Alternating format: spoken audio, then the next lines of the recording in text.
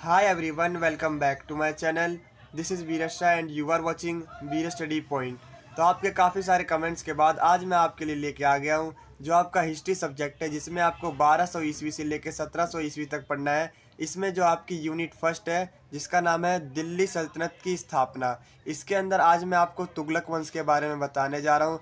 जैसा कि मैंने आपको सिलेबस वाली वीडियो में बताया था कि जो आपकी यूनिट फर्स्ट है इसके अंदर आपको काफ़ी सारे वंशों के बारे में पढ़ने को मिलेगा, जिसमें से आज मैंने एक वंश लिया है जिसका नाम है तुगलक वंश। तो ये जो वीडियो का पार्ट 1 है, तो बिना टाइम वेस्ट करते हुए हम एंजॉय करते हैं अपनी स्टोरी को। तो सबसे पहले मैं आपको बताना चाहता हूँ जो आपकी यूनिट फर्स्ट है जिसका नाम है दिल्ली सल्तनत की स्थापना। इसके अंदर ये जो वर्ड है सल्तनत, सल्तनत का हिंदी में मतलब होता है साम्राज्य। अब साम्राज्य क्या होता है? साम्राज्य का मतलब होता है जहाँ से जो राजा होता है वो अपना शासन चलाता है, अपना राजकाज चलाता है। इसे हम इस्लामिक भाषा में सल्तनत कहते हैं। ठीक है, अब आप क्या देखते हो कि जितने भी मुस्लिम शासक थे इन्होंने दिल्ली से अपना शासन चलाया था। ठीक है, तो अब हम बात कर लेते हैं जो दिल्ली सल्तनत की स्थापना यानी कि इसकी स्टार्टिंग कैसे हुई। यहाँ तक इन सभी को पढ़ने से पहले मैं आपको थोड़ा पास्ट में लेके जाना चाहता हूँ कि आखिर जो दिल्ली सल्तनत की उसकी स्थापना कैसे होती है, उसके थोड़े पास्ट में लेके चलता हूँ। एक छोटी सी स्टोरी है वो भी आपको बता देता हूँ। तो स्टार्टिंग कुछ इस तरीके से होती है। जो मोहम्मद बिन गौरी होते हैं वो युद्ध करते हैं पृथ्वीराज चौहान से। जब प्रथम युद्ध होता है तो इसमें मोहम्मद बिन गौरी की हार हो जाती है, लेकिन जब तराइन का दूसरा युद्ध होता है तो इसमें मोहम्मद बिन गौरी जीत जाते हैं एंड जो पृथ्वीराज चौहान होते हैं उनकी हार होती है। एंड इसी टाइम से जो काफ़ी सारे विद्वान हैं वो ये कहते हैं कि जो पृथ्वीराज चौहान थे वो हिंदू साम्राज्य के अंतिम शासक माने जाते हैं। ऐसा क्यों? क्योंकि उसके बाद अगर आप देखोगे जितने भी शासक आए वो सभी के सभी मुस्लिम शासक आए, तो इसलिए हम कह सकते हैं जो पृथ्वीराज चौहान है वो हिंदू साम्राज्य का अंतिम शासक माना जाता है। अब इसके बाद क्या होता है, जो मोहम्मद बिन गौरी होता है उसकी मृत्यु हो जाती है। अब उसका कोई वारिस नहीं होता, तो ऐसे में जो नया सुल्तान है वो कौन बनेगा? तो जो मोहम्मद बिन गौरी है उसका एक गुलाम रहता है, काफ़ी ज़्यादा वफादार गुलाम रहता है, जिसका नाम रहता है कुतुबुद्दीन ऐबक। ठीक है, जो कुतुबुद्दीन ऐबक होता है वो अब नया सुल्तान बनता है। एंड फिर जो कुतुबुद्दीन ऐबक है वो क्या करता है, दिल्ली सल्तनत की नींव डालता है। यानी कि आप ये कह सकते हो जो दिल्ली सल्तनत के जो संस्थापक थे वो कुतुबुद्दीन ऐबक थे। अब काफ़ी सारे जो विद्वान हैं वो मोहम्मद गौरी को मानते हैं, लेकिन अगर हम रियलिटी में देखें तो हम कह सकते हैं जो कुतुबुद्दीन ऐबक है उन्होंने दिल्ली सल्तनत की नींव डाली थी, वो दिल्ली सल्तनत के संस्थापक थे। ठीक है, अब मैं आपको एक और बात बताना चाहता हूँ। जो ये गुलाम थे, ठीक है, इसलिए जो इनका पहला वंश है ये गुलाम वंश के नाम से भी हम इसे जानते हैं। एंड इसी के बाद काफ़ी सारे वंश आते जाते हैं। ठीक है, तो इसमें मैं आपको बताने जा रहा हूँ जो तुगलक वंश के बारे में मैं आपको बताऊँगा। हालांकि मुझे गुलाम वंश से स्टार्ट करना चाहिए, बट कोई ना, हमें करने तो सारे ही वंश हैं। ठीक है, तो मैं गुलाम वंश से आज की इस वीडियो में आपको बताऊंगा। अच्छा, मैं आपको एक बात और बताना चाहता हूँ कि इसमें ये जो इतने सारे वंश हैं, ठीक है, अगर आप सभी को पढ़ोगे तो आपके लिए काफ़ी ज़्यादा बर्डन हो जाएगा। ठीक है, क्योंकि जो ये जो चैप्टर 1 है, जो यूनिट 1 है आपकी, ये काफ़ी ज़्यादा लेंदी है। ठीक है, एंड जैसा कि आपको पता होगा इन सारे वंशों में कुछ ऐसे वंश होते हैं जो कि दूसरों से ख़ास होते हैं। एंड उस जो ख़ास वंश होते हैं उनके अंदर भी कुछ ख़ास सुल्तान होते हैं जो कि बाकी सबसे अलग होते हैं। एंड जो एग्ज़ामिनर होता है वो भी उन्हीं के बारे में पूछता है जो ख़ास होते हैं दूसरों से। एंड वो चाहता है कि हमें इनके बारे में अच्छे से पता होना चाहिए। तो इसीलिए मैं आपको इन सभी वंशों के अंदर जो इम्पोर्टेंट वंश हैं उन्हीं के बारे में आपको बताऊँगा। ठीक है, तो आज हम बात करने जा रहे हैं तुगलक वंश के बारे में। तो बिना टाइम वेस्ट करते हुए हम बढ़ते हैं अपने वीडियो की तरफ। तो इसमें मैंने आपको थोड़ी सी पास्ट की स्टोरी बता दी है। ठीक है, अब हम बात करेंगे तुगलक वंश के बारे में। तो अब अगर हम बात करें जो तुगलक वंश के संस्थापक कौन थे, ठीक है, तो वो थे गयासुद्दीन तुगलक। कौन? गयासुद्दीन तुगलक।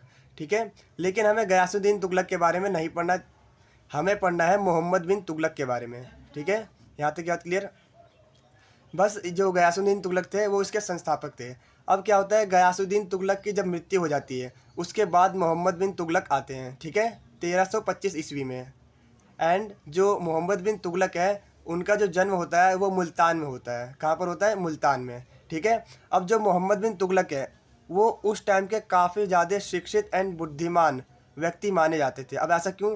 क्योंकि जो मोहम्मद बिन तुगलक है उन्हें काफ़ी ज़्यादा नॉलेज था हर सब्जेक्ट में, जैसे मैथ, दर्शन शास्त्र, गणित, भूगोल शास्त्र, ऐसे में काफ़ी सारे सब्जेक्ट का उन्हें ज्ञान था। ठीक है, हमें इसमें मोहम्मद बिन तुगलक के बारे में ही पढ़ना है एंड मैं उसी का आपको एक इंट्रो दे रहा हूँ। ठीक है, तो एंड इसके अलावा जो मोहम्मद बिन तुगलक है उन्हें काफ़ी ज़्यादा लैंग्वेजेस भी आती थी, जैसे फ़ारसी, संस्कृत, ठीक है, तुर्की, ऐसे काफ़ी ज़्यादा लैंग्वेज भी आती थी।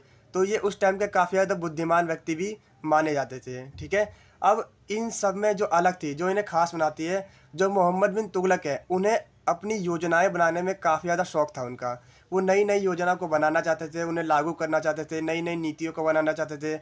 ये उनकी सबसे खास बात थी। ठीक है, लेकिन इन्होंने जितनी भी अपनी नीतियाँ बनाई, जितनी भी अपनी योजना बनाई और उसको लागू किया, वो सभी के सभी असफल हो गई। ठीक है, तो इसीलिए ये उस टाइम के कोई कोई सबसे ज़्यादा असफल व्यक्ति भी माने जाते हैं। ठीक है, तो अब अगर हम बात करें कि जो मोहम्मद बिन तुगलक है उनकी क्या क्या योजनाएं हैं। ठीक है, क्योंकि इनकी योजनाओं से काफ़ी ज़्यादा क्वेश्चन पूछ लिया जाता है। तो पहला जो योजना है वो है द्वाप कर में वृद्धि, दूसरा है राजधानी परिवर्तन, तीसरा है सांकेतिक मुद्रा प्रचलन, चौथा है खुरासान अभियान। ठीक है, तो आज हम इन 4 जो योजना है इसके बारे में डिस्कस करेंगे अपनी वीडियो में। ठीक है,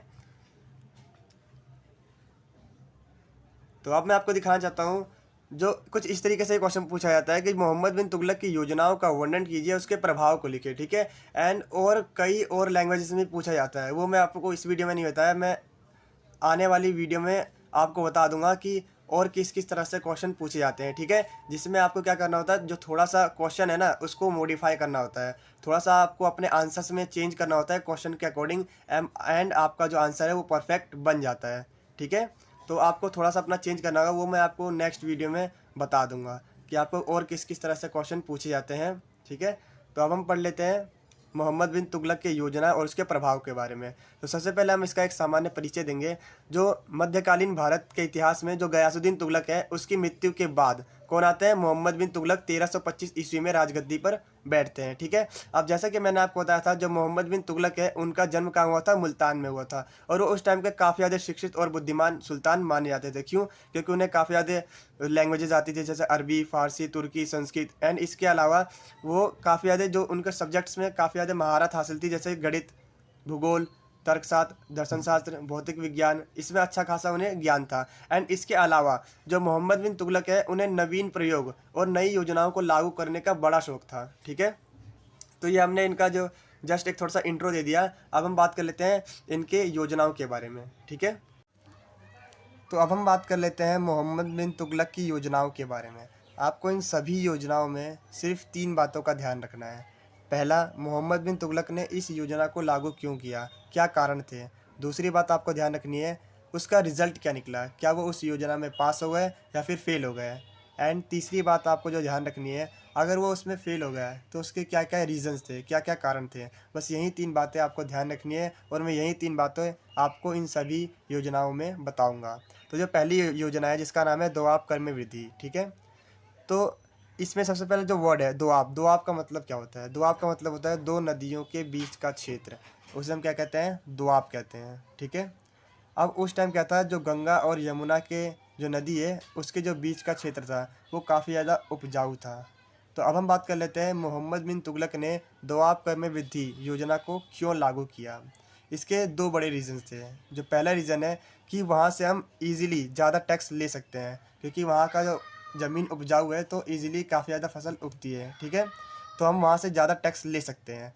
एंड दूसरा रीज़न ये था कि जो मोहम्मद बिन तुगलक है उसके जो राजकोष में धन की कमी हो गई थी, तो वो इजीली यहाँ से धन लेके अपने राजकोष में उसे भर सकते थे। ठीक है, तो ये जो 2 बड़े रीजंस थे जिसके कारण उन्होंने दोआब कर में वृद्धि को लागू किया। अब अगर मैं इसमें परसेंटेज की बात करूँ कि कितना बढ़ा है, तो ये कोई परफेक्ट नहीं है कि 5% बढ़ा है, 10% बढ़ा है। ठीक है, इसके लेके मतभेद चलते रहते हैं। तो अब हम बात कर लेते हैं कि वो इस योजना में उसका रिजल्ट क्या निकला। ठीक है, रिजल्ट ये निकला वो इस योजना में फेल हो गए। अब हम बात कर लेते हैं वो क्यों फेल हो गए। तो जिस समय उन्होंने इस योजना को लागू किया उस समय क्या हुआ, वहाँ पर अकाल पड़ गया। ठीक है, तो ऐसे में जो किसान हैं उनके पास खुद तो कुछ नहीं है, अब वो कर के रूप में क्या देंगे, टैक्स कैसे भरेंगे। ठीक है, लेकिन वहाँ के जितने भी कर्मचारी है उन्होंने कर लेना, जो टैक्स लेना वो जारी रखा। तो ऐसे में क्या होगा, विद्रोह हो जाएगा, और यही हुआ। जितने भी वहाँ के किसान थे उन्होंने विद्रोह करना स्टार्ट कर दिया। ठीक है, तो अब जब ये बात मोहम्मद बिन तुगलक को पता चली तो उन्होंने अपनी योजना को वापस ले लिया। तो इस तरीके से जो उनकी योजना है दोआब कर्म विधि वो फेल हो गई। अब हम बात कर लेते हैं जो सेकंड योजना है राजधानी परिवर्तन। ठीक है, तो अब हम बात कर लेते हैं कि क्यों उन्होंने राजधानी परिवर्तन योजना को लागू किया, क्या कारण थे। तो जो मोहम्मद बिन तुगलक है वो दिल्ली से जो दक्कन के क्षेत्र है वहाँ पर अच्छी तरह कंट्रोल नहीं कर पा रहे थे। तो उन्होंने क्या सोचा, क्यों ना मैं दौलताबाद यानी कि देवनगरी को राजधानी बना दूं और वहाँ से मैं दक्कन के क्षेत्रों पर अच्छी तरह कंट्रोल कर सकूंगा। तो ऐसा उन्होंने किया, दिल्ली को अब राजधानी से हटा के दौलताबाद कर दिया। ठीक है, लेकिन अब ये जो योजना क्या हुई, ये भी फेल हो गई। ठीक है, इसका भी जो रिज़ल्ट निकला वो फेल हो गया। क्यों? क्योंकि जब उन्होंने देखा जब दिल्ली से सभी लोग दौलताबाद आ गए तो दिल्ली उजड़ गई। ठीक है, तो इन्होंने अपनी इस योजना को वापस ले लिया एंड दोबारा से दिल्ली को ही राजधानी बना दिया। तो ऐसे में जो वहाँ के जो निवासी है उन्हें काफ़ी ज़्यादा परेशानी हुई। पहले वो दिल्ली से दौलताबाद आए, अब दौलताबाद से दिल्ली आए। ठीक है, तो इस तरीके से जो उनकी सेकंड योजना है राजधानी परिवर्तन वो भी फेल हो गई। अब जो तीसरी है जो कि है सांकेतिक मुद्रा प्रचलन। तो इसके अंदर क्या था, जो मोहम्मद बिन तुगलक है उन्होंने सोने और चांदी के जगह तांबे और पीतल के सिक्के का प्रचलन कर दिया। ठीक है, अब उन्होंने ऐसा क्यों किया, उन्होंने इस योजना को क्यों लागू किया, ये भी मैं आपको बता देता हूँ। क्योंकि उस टाइम क्या था, जो राजकोष में धन की कमी थी, पहला रीज़न तो ये है। एंड दूसरा रीज़न ये है, उस टाइम जो सोना और जो चांदी है उसकी कमी हो गई थी। ठीक है, जिसके कारण उन्होंने क्या सोचा, क्यों ना मैं तांबे और पीतल के सिक्के का प्रचलन कर दूं।